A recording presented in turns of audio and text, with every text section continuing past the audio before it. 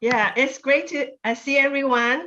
My name is Anna Wang. I am a mother of a 31-year-old individual with autism, and I'm an advocate and co-founder of Friends of Children with Special Needs. We have, oops, sorry. Let me begin the slideshow from the first slide here. We have built a dream community with FCSN, Friends of Children with Special Needs, and our mission is to have deliver happiness to individuals with special needs and peace of mind to the family members. I want to just share a little background about my family. And my son, Lawrence, I have 3 children, actually. Lawrence is the middle child. In 1992, Lawrence was diagnosed with autism. At that time, he was 3 years old, and it was 1 out of 1,500 babies who have autism at that time. His challenges were he was nonverbal, socially withdrawn, developmental delay, self-injurious behavior, and huge temper tantrums. So fast forward, what is Lawrence happening to Lawrence now? Lawrence is a professional musician. He works at a department store and he works as an office worker every week. So how did we get from there to here? Is through this dream community, which is like a supportive village at FCSN that we have developed. So FCSN is celebrating our 25th anniversary this year. And again, is to deliver happiness to individuals with special needs and peace of mind to the families. This is actually a long time ago. Some of the pictures from long time ago and some of the pictures actually is what's happening now. That all these have special needs. All these individuals have special needs, and they are living a happy life. We have what we call a parents co-op and parents-driven program that turns worries into positive action. We started with 10 families in 1996. We now serve over 1,000 families here in the San Francisco Bay Area. And what are we talking about when we talk about worries? Of course, when we get sick and when we parents pass on, we worry about what's happening to our kids. So starting from 1996, we have set out to develop an entire support system that will provide lifelong support for our children with special needs. So the first dream project, we have ongoing dream projects because there are more and more families joining FCSN. And so our very first dream project is we set out to build this community where they would live, work, and play. And we have a center, and around the center we have comprehensive programs and nearby housing. So the families and the individuals with special needs feel like a community that they can thrive in. So we have our signature program, which is family support program. And that's where all this dream housing project, dream work career project come into fruition is through these family support program. It's all designed and driven by parents. So we continually have weekly support groups and seminar, not monthly, but weekly. This is our children program. Lots of programs out in the community do not welcome our children because they don't know how to work with our children. So whenever we see an opportunity to develop programs that our children would like to be in, we do that at FCSN. And we have developed over 40. I'm gonna start making my way. Yeah, I'm in the house. I'm just watching TikToks for class. Oh, fun. This like Loveland Center that. I'm sorry. Okay, so we have drama program, music program, sports program, social skills training program for our kids with autism and other special needs. And then as our children grow up, we develop day program. And so that where they can develop some career training and all that stuff. Now, because this particular summer workshop is about the housing project, I want to discuss the housing project, and I will bring forth the other supportive program that goes with our housing project. So a group of parents had acquired a piece of land and formed an LLC, limited liability company, by 26 parents. And we bought this piece of land into the year 2000. We changed its zoning and whatever needs to be done to the land and donated half the land to the nonprofit FCSN. So this dream project is a collaboration between a for-profit LLC and a nonprofit organization serving the people with special needs. So in 2002, we designed how the usage of the land, half of them to build housing apartments for individuals with special needs, and half of them for a center, a headquarter for this nonprofit FCSN. And groundbreaking start in 2003. And we build and change design and meet city requirements and all this. And we did grand opening for the center and the program and the apartments. It comes out all together simultaneously. So this, some of the pictures to go with this. And so in 2006, the first center was built, and the apartment behind the center was built as well for individuals with special needs. Remember, the center is owned by the nonprofit organization, and the apartments owned by the parents. They don't actually overlap, except the parents of FCSN nonprofit, but they use their own money to build the apartment, so it's just separately operated. In 2017, we had built another dream center in San Jose, and this year, 2021, we acquired another center and under renovation to serve more individuals. As you know, when my son was first diagnosed, 1 out of 1,500 babies born with autism, now 1 out of 54, or actually 1 out of 50, if you project the prevalence going, higher and higher, because the 1 out of 54 was a projection by CDC in 2016, and now it's 2021. So just, and also because there are so many families that join FCSN, our sites, our center grew, and also the programs grew, but not necessarily the housing, because housing, it costs so much money and is all done by the parents. So they have to come up with their own money to build the housing part. That's why we can see that there are more centers, but we require many more development of housing. So our children also develop job training, career skills.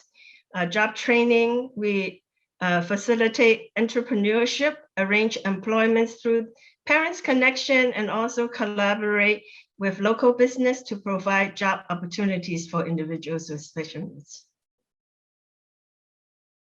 We also have a talent show that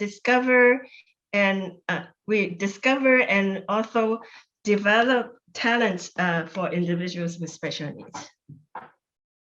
And there are a lot of different artists at our organization. So we basically thought this particular individual is nonverbal and have a quite severe behavioral problem, but not when he's sitting down doing ceramics, for 5-6 hours at a time. So just go figure, right? We know so little how things work in their mind. And so these products made by individuals with special needs are being promoted at our products that they produce, organic bath and beauty products. And we also have a bakery and coffee shop developed just to train them to interface with the public. And many of them received training and actually worked at other bakeries, such as Panera, Anderson's, and those different places. And we keep training more individuals to work in the community. Okay, back to the apartments. The apartments privately owned by the parents in an LLC, where they are guaranteed that adult children have the right to occupy a room in the apartment. And we currently have our program designed that cannot serve really severe behavioral and medical needs individuals. And we choose the housing option, the supported living service, SLS, to serve individuals living in the apartments. Every apartment unit has 4 bedrooms, and there's 10 units in the complex. That's the Dream Project Housing LLC for our Dream Project 1. So this is some of the pictures of the apartments.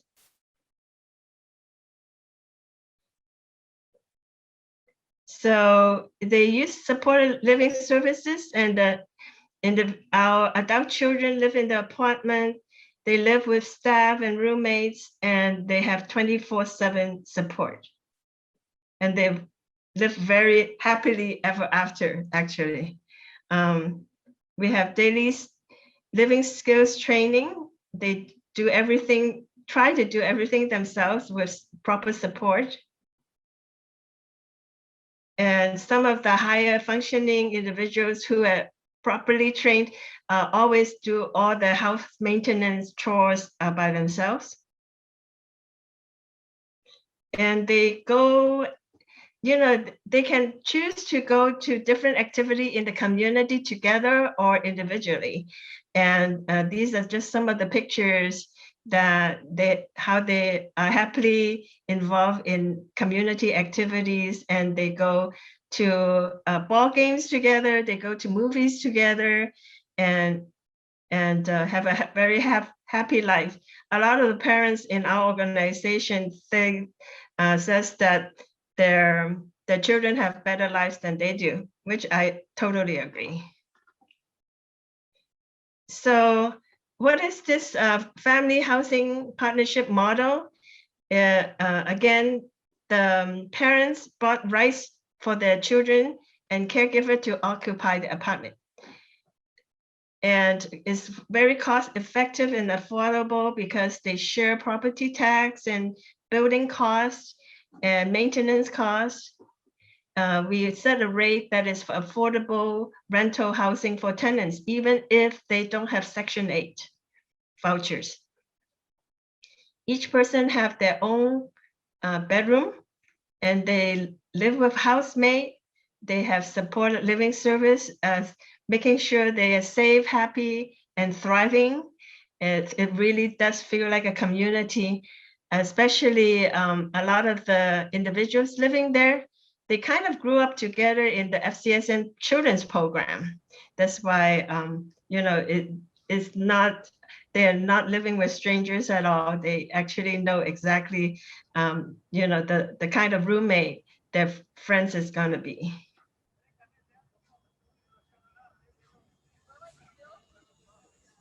Yeah, this is just a little bit of a comparison as to how it compares with a lot of families thinking of just when they pass on, they just pass on the family home to their children with special needs, and instead of having them live in a community.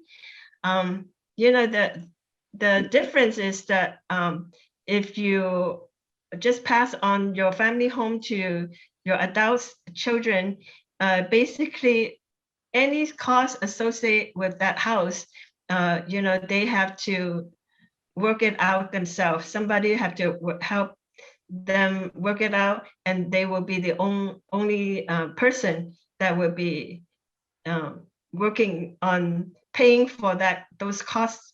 And that's pretty heavy, especially in the Bay Area when things are very expensive. And of course, if anything goes wrong in the family home, like emergency repair, if the water main broke and flood the house, my kid would freak out, leave alone just, knowing what to do when you need emergency repair for your house.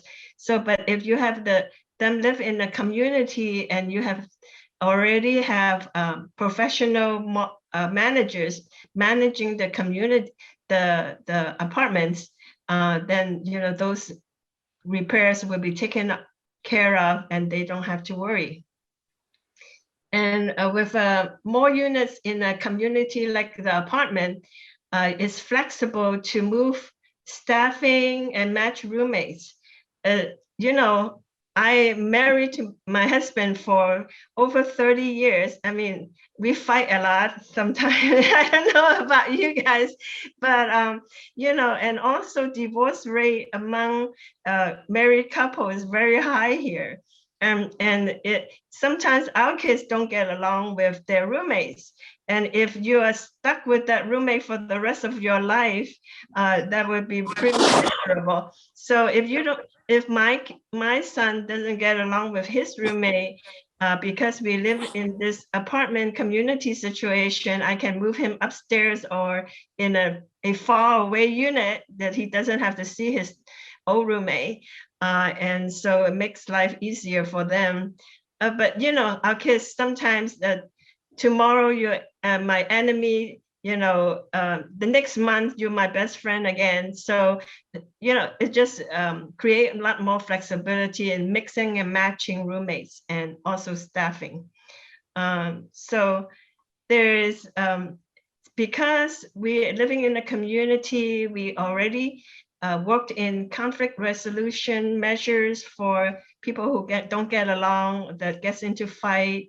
And when we have the apartments, all the rooms are equal size. Nobody would be saying, how come you live in the master bedroom and I live in the closet kind of thing. And so a lot of times, when you have a particular well-designed LLC apartment model, these kind of conflicts will be avoided, and a lot of conflicts will be resolved. And also because there are so many pairs of eyes in this community, is a natural protection from abuse. Things will be reported one way or another if bad things happened at this community. And we won't have to worry about eviction because the whole team of LLC will work on, if we defined all the rules and policy, who gets to live in the apartments. And so we will have measures if there's any reason to evict someone, that we work together instead of one person or one family worrying about that. So, and because we have the partnership with the nonprofit FCSN, and they are the ones that will be providing the supported living service staff. And, they at the center, we have comprehensive programs. So basically, we have training and we have fun recreation activities, and also job placement for career job placement, and job coaches that will, whatever the abilities of the individuals, we are taking care of. And also they have a wonderful supportive place where they can live. So to build this loving home and village and dream community for our individuals. Let me see. That actually I already have gone through, because I just want to point out one thing about the privately paid rental unit. So the caregivers who are taking care of individuals with special needs at the apartment pays the same low rent that the individuals pay, which is about $650 to $700 a month for a very nice room, very nice apartment. So it's an incentive for the caregivers who is paid not very much money to take care of our individuals with special needs. That is a good thing about the LLC, the parents controlling how the rent is being billed to the individuals renting. And they are very well supported, and they have wonderful housemates. So those are the pros. A list of pros continue, and like I said, there is monitoring from making sure they are protected from abuse. There's conflict, there will be a happy ending because we have people coming in for a behavioral support and conflict resolution for the individuals living in the apartment. The only cons that we can think about is, we have 26 families in the LLC, and it's like these 26 families are getting married together because all their children is gonna live together in this community for life. So when things happen, we can't resolve it by saying my child first, because we have to look at the overall community. Is it for the good of the entire community? So it cannot be too selfish. But it is 26 families working together for a better future for their own children, adult children. So there's something to think about. But so far, so good in our community. So how much does it cost? We had kind of run some sample numbers for nowadays, how much it would cost, because obviously when we first built the housing project 15 years ago, completed the housing project 15 years ago, it cost a lot lower than how much it costs now. If we were to build a 60-bedroom apartment, that means 15 units of 4-bedroom each. So we have 20 bedrooms we have to set aside for the caretakers, the supported living staff, and 40 bedrooms for the clients. So we are looking at a $12 million project to build this apartment. If we have 40 families sharing $12 million, that would be $300,000 that the family has to pay over 3 to 5 years. And upon completion of the apartments, each tenant's room rent would be $750. And if we are all rented out, the caregivers and all rented out, the annual income from this 60-bedroom apartment would be $540,000, which means divided that by 40 families, that means each family gets $13,500 every year as a return for their investment. And each family is responsible for about $3,000 worth of property tax and $1,500 worth of maintenance costs. So the net for return for each family in the LLC is about $9,000. This is just a little more breakdown of how I got that math figured out. But at the end, it's about $9,000 per family's investment return per year. So if we share resources and together, with our love in our heart, we can make this dream community come true, make a home, a village, and a dream support community. And since autism is now one out of 54 babies, and so it's a universal dream that we need multiple dream villages in order to help our individuals with autism or other special needs, and hope this could be a national model and an international model. Okay, so this is, I'm done with sharing my slides. Right. Yeah. Thank you so much, Anna. We are going straight to Heidi, who will be speaking on Coastal Havens Family LLC. And Heidi, can you please unmute yourself? All right. So did you unmute yourself? Okay, go ahead. Great. Let me just get, hello, everyone. Ashley, thank you for inviting me. A big person to come after Anna Wang. Anna is such an icon for me, and she's very modest, but I think we all owe you, Anna, a real debt of gratitude, certainly here in the Bay Area and really nationally.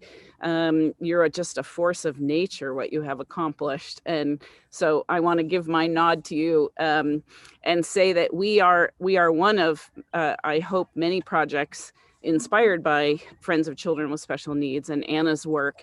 And we're located in Santa Cruz, and our project is very new. We have just opened to our residents about 2.5, 3 weeks ago. So we're kind of, just sort of fresh in the mix here of the fruition of our efforts. And I'm going to go through my slides. Some of this you will notice is very similar to what Anna has presented, because we are also a Family LLC model.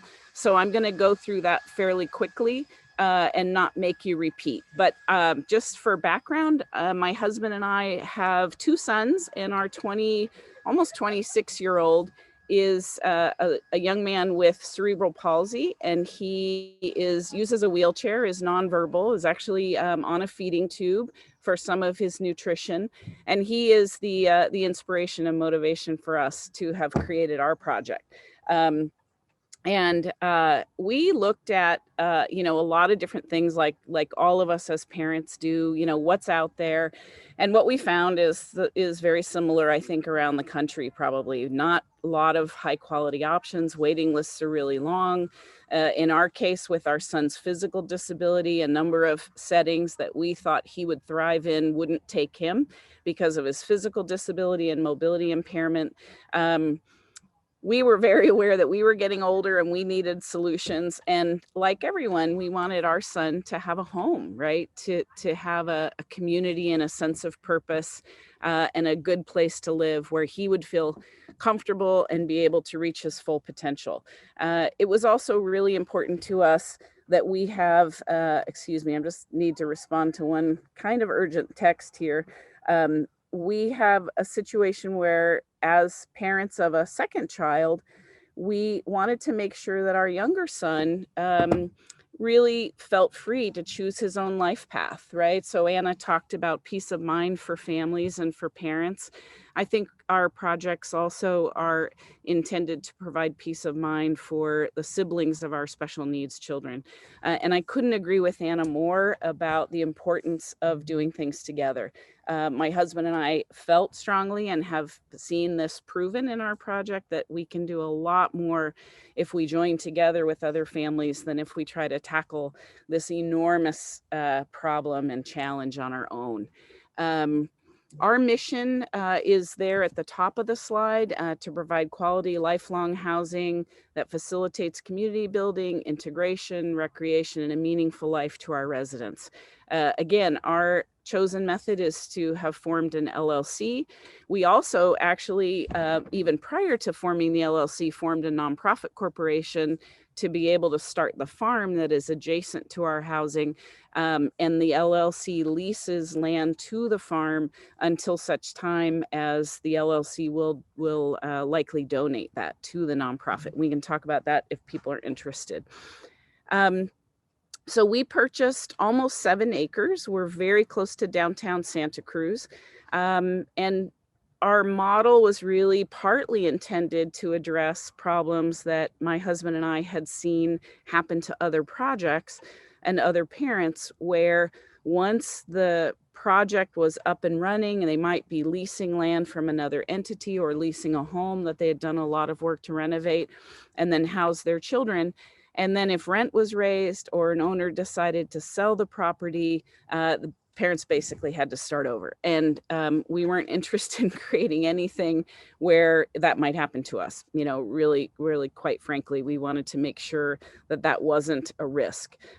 We also wanted to be located near services and amenities, and of course, in the very, very high housing cost Bay Area, that's not a small feat financially or otherwise. So, and we actually we were living in Mountain View before Silicon Valley became Silicon Valley, and Santa Cruz actually had property at that time that was a little less expensive than where we were from and allowed us to farm. So we'll talk a little bit about that as well. We decided to design a pocket neighborhood, and here's one photo of that, of our houses. Kind of hard to capture the whole thing in one spot, but if you're familiar, in one shot, but if you're familiar with pocket neighborhood design at all, it's really intended to have the design itself support community building and relationship building. So this is not a design concept that is unique to people with disabilities. In fact, it's really a design concept that's been implemented for many years in Europe and probably other places in the world, a little slower to take hold in the United States. But it's kind of identified by several features that we've listed here. There's a cluster of homes. In our case, it's on a property that also has a historic farmhouse. Parking is not attached to homes, it's offset, which is great for our population because our residents who have disabilities do not drive. Pedestrian walkways link the common outdoor areas, and every house has a barrier-free entry and a front porch that is meant to be having multiple people on it. And all those front porches face one another in kind of a U-shaped design. And we have private bedrooms for every resident, and bathrooms are shared by 2 people each. This is an overhead drone shot, kind of looking from the back of our property, with the roof, the pitched roof in the foreground being the end of the U shape. And then in the distance of that photo, you can see the adjacent Common Roots farm. Here is a site plan we built for reasons that are probably not worth going into here, but just to show you kind of what I meant by off-site parking. We chose to build 9 homes, and then the 10th structure we built is a common garage, and above that garage is a studio apartment, a guest unit that residents of our community can sign out.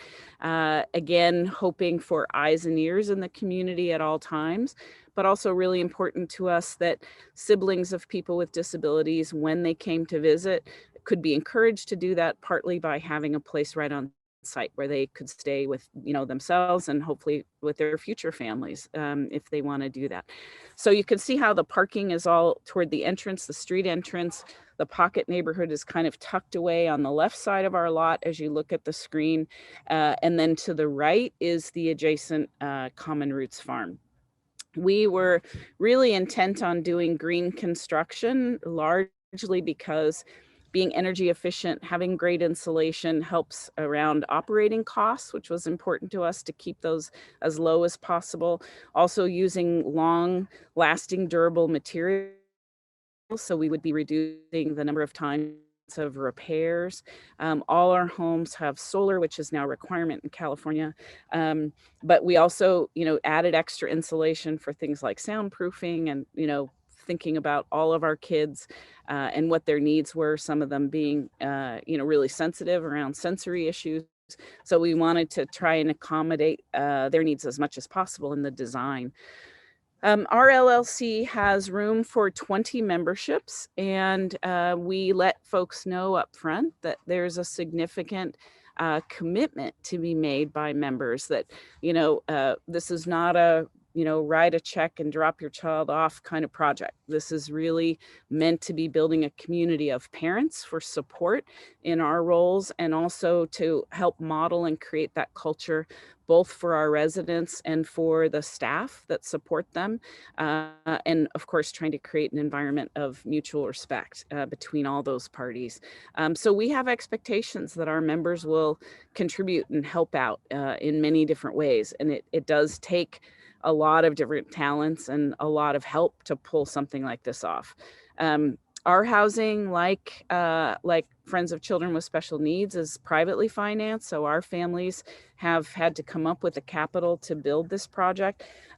We created an exit option. I think Anna has this as well, but I don't want to speak for her, but our project has an exit option so that if you find out that your child is not really happy in this community, we didn't want any member to find that they had lost their investment and had to sort of start over. That we wanted people to be able to sell their share to another family on a wait list, be able to get that investment back. But it was also important to us that we cap the value and the appreciation that can happen on that investment, because we really didn't want our community to become a profit center. We wanted our community to be a community and have the primary reason for joining being to create an excellent environment and lifelong home for our kids, and not a money-making opportunity. It's really important that the finances work for the community to be viable and sustainable, of course, but having it be a profit center was something we were not interested in doing. So we've precluded that in our overall operating agreement.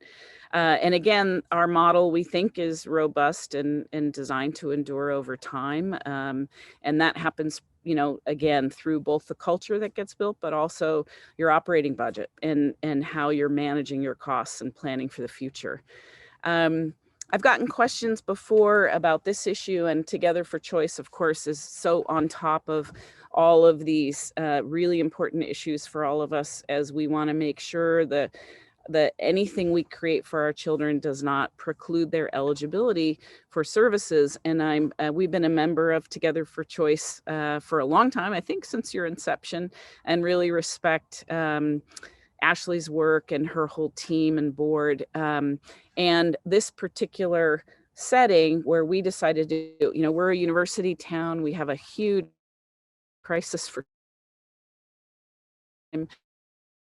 And our families were really attracted to having kind of the energy of young people, college students, being with our kids. And so we actually set aside 2 of our 9 homes are being rented to students from UCSC. We have guys from the men's basketball team here and a house of women as well. And that's proving to be, again, our residents haven't even lived here a month yet, but it's proving to be a nice mix. So we're excited about that. And then, of course, we wanted to be located close to services. We do have this farm, and we'll talk a little bit about that, but there's nothing compulsory about working on the farm. The farm is simply the adjacent property and is open and available for enjoyment by folks who live in our pocket neighborhood. But, you can live in the pocket neighborhood at Coastal Haven and never visit the farm if you choose not to, and that's fine too. So it's just an opportunity, but nothing compulsory. And then, like Anna's model, we work with supported living agencies. We also work with supported employment folks and other community-based organizations to bring activities here on site as well as on the farm. So our model, again, depends on those supported living agencies providing support services to our kids. This is a little overhead shot so you can kind of see how close the farm is to the housing. This picture was done while we were still under construction, so a lot of the stuff in the middle there is now gone, but you kind of get the idea of the housing in the back there and the farm in the foreground. We have just completed an installation of a wheelchair accessible path around our entire farm and a wheelchair accessible garden. And that is, both of those installations are open to residents of the pocket neighborhood to take walks anytime they want, and to be able to use the shaded accessible garden if they choose to do that. The LLC leases almost 4 acres of our land to Common Roots Farm. And we, and that's an independently operated nonprofit corporation with its own board of directors. And it offers, volunteer opportunities, skills training. Our very first employee on the farm was a young man with cerebral palsy who is now doing a lot of our groundskeeping work. And was his first paid job at age 30 that he ever had. So we were very excited about that, and expect those programs and opportunities to grow and expand over time as we are here longer and get better at what we're doing. We also do environmental education for the wider community and have an opportunity for people here to steward pretty unique setting with an urban farm adjacent to a riparian or creek zone that's only 3/4 of a mile from downtown. So we feel like our setting is pretty unique and offers a lot of opportunities for environmental stewardship, which is important to us. What's on the farm? We have organic. Our practices are organic. We grow row crops. We do cut flower production. We have a small orchard, small farm animals, kind of all the things that you've seen in other settings, I'm sure as well, that have inspired us to do what we're doing. And the last big piece of infrastructure that we will have here is going to be a barn. So we'll be building a community barn that we hope will allow us to have year-round opportunities for everybody who's participating, but also, have events. I hope, and we'll talk about this a little bit too, day programs or other community-based organizations that want to use the farm and the property to bring their services and supports here so that the wider community can benefit. The farm is a place where everyone can participate. It is not designed to only serve the residents of the Pocket neighborhood, but of course the residents have great access because they're right next door. So they have an easy time taking advantage of the things that we do have. Let's see. Why did we choose a farm as an option? We chose a farm really for many reasons. It's certainly one vehicle for achieving some of our goals. It's not the only one.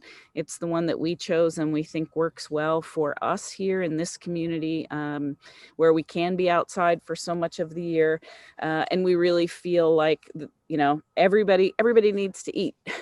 Everybody has a need for good food and enjoys good food and enjoys being out in nature. And it feels like an alternative for some activities that aren't available necessarily to everyone, or for folks that have a hard time finding employment and we're designing our farm specifically for everyone. So we're going that extra step to have the physical accessibility and the culture of welcome and the culture of inclusion so that people with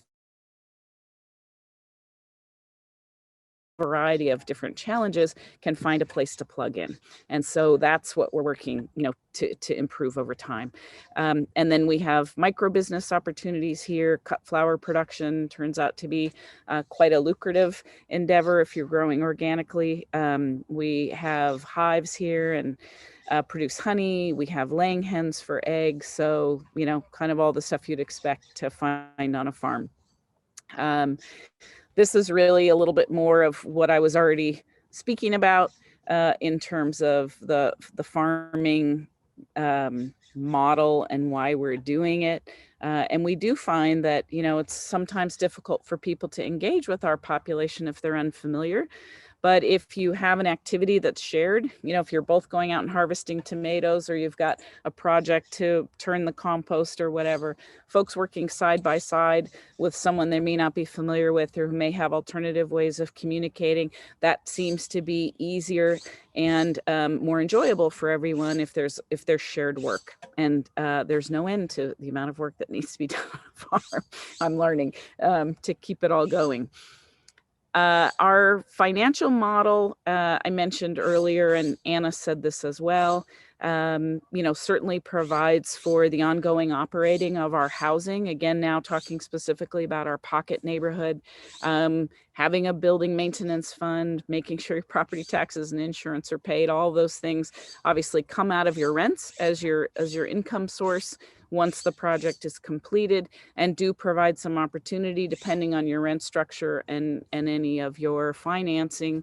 There is some return on investment. Anna was able to document what that is. Our project has literally not even had a full month of rents come in yet. So we're at the very front end of that, with projections, but not any actual experience yet. I mentioned doing a lot of green building features, which we both feel good about and we think are also going to reduce the cost of operating our community. Again, mechanisms for residents to exit if they choose to.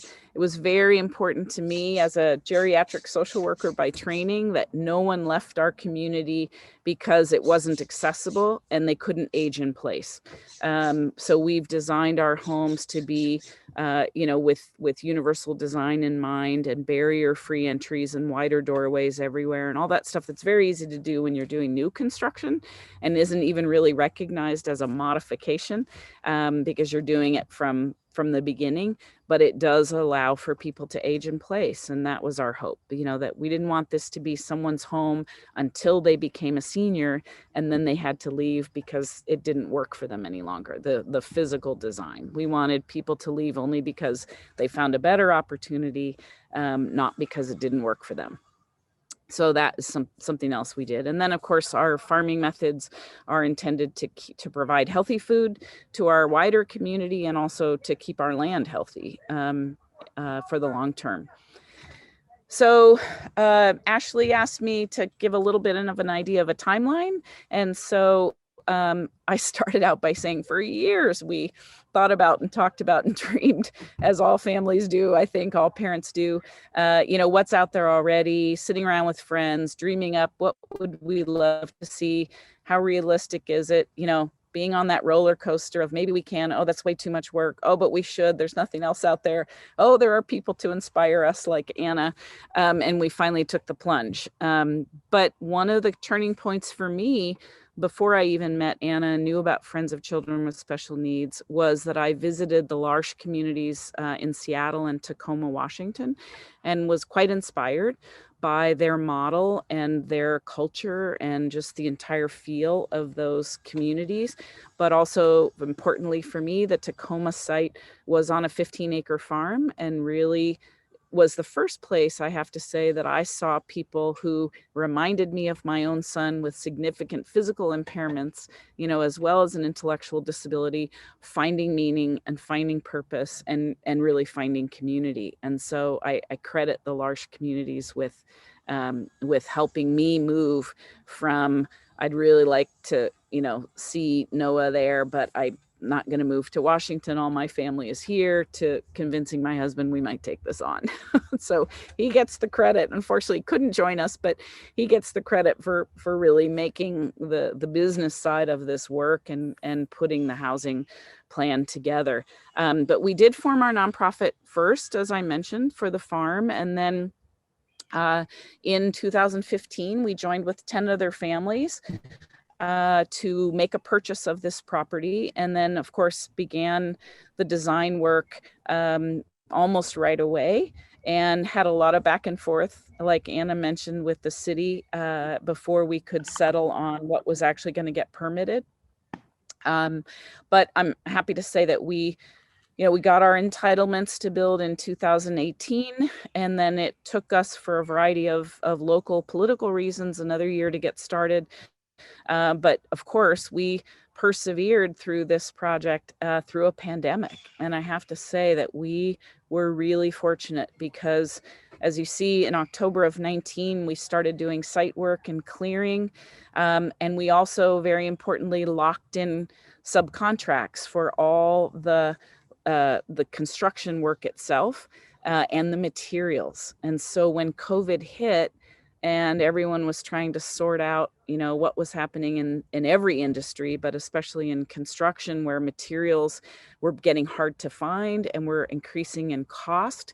We had locked in our prices prior to COVID and had contracts that our vendors honored. And so we were able, once we understood it was, from the health department standpoint, safe to continue building, we did. And so we were granted occupancy just last month, and our first residents have moved in. So that's very exciting for us to have that happen. And the kind of the realities of this endeavor, for this is sort of the, okay, I don't want to talk to other parents and other families without being really honest. This is a lot of work. Anna makes it look easy. It took a toll on us to make this happen. And I just think it's fair to share that with folks. It can be done. And, we're living proof that it can be done, but it's really important to be persistent in any of the work that you do. If we had taken no for an answer any one of 100 places along the way, this project would not have come to fruition. It also really takes committed and tireless leadership. We have a fantastic group of families that really pulled together and really each lent their own skills and talents and supported my husband and I when things were difficult, and stepped up and are stepping up a lot now as our role is winding down and things are switching from construction to occupancy. And that's really what's needed, is really people who are going to step out of their self-interest, take that self-interest with them, of course, because we're all doing this for our kids, but to also be able to see the interests of others and be able to share that commitment. Costs are really, I think, driven largely by where you're building. We're in a very high cost area, but your choice of building materials, your oversight, my husband's big word of wisdom for this group is to say he really watched at every juncture, every individual that touched this project, whether it was designers, architects, well, we actually did the design, but the architects, the builders, the subcontractors, you really have to stay involved in all of those things if you want to control your costs. One small example is our architect specified $600 medicine cabinets, and there were to be 2 in each of our bathrooms. And we ended up buying the $70 one from Home Depot that will last just as long and be just as good. But if you look at that across the entire spectrum of constructing something from the ground up, there's money to be saved if you're aware and watching that. And so that's just a piece of advice that I would share. Anna talked about this next one. Partner families really have to collaborate and cooperate with one another. If you have folks that are interested in a exclusively in a personal return on investment or have some other profit motive in mind, it can derail your project. It's really important that people row the boat together and understand that we're in this for the long term and we're in this for the benefit of our children. We also made a decision at the very outset of our project. My husband, our LLC is a manager managed LLC, and he's the manager. And we opted not to take a salary for that role. My role as directing the nonprofit farm, same thing. I'm a volunteer. That's not feasible for everyone to do that. He maintained a full-time job throughout the project in addition to doing this, which honestly is too much. And I don't recommend that. But on the other hand, it made us all link arms and have the same, amount of skin in the game, if you will. And it meant that everyone was a participant. Our families were not customers of ours. Our families were partner families, and we were one of those partners. Sorry. And now the farm dogs are going. So I apologize for the barking. And then the main kind of ending point is to say that building houses is really just the beginning of an effort like this. As Anna talks about so eloquently and has shown and has done for so many years, it's about creating a culture, right, of cooperation, of respect for our folks with disabilities who we're doing this for, but also the very important staff that support them, and helping one another. And that's what it takes, in our opinion, to make a successful model. And to get something off the ground. So here are some pictures of some of our residents, and I'm happy to say that many of them are moving in or are already moved in.